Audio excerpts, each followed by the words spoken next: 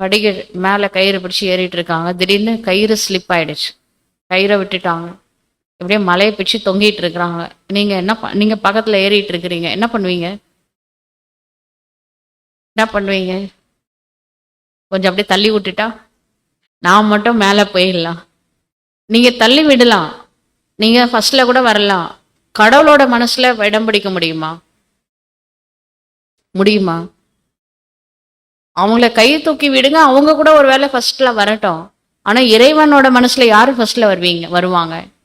யாரு சகயோகம் பண்ணாங்களோ அவங்க தான் இறைவனோட மனசுல இடம் பிடிப்பாங்க.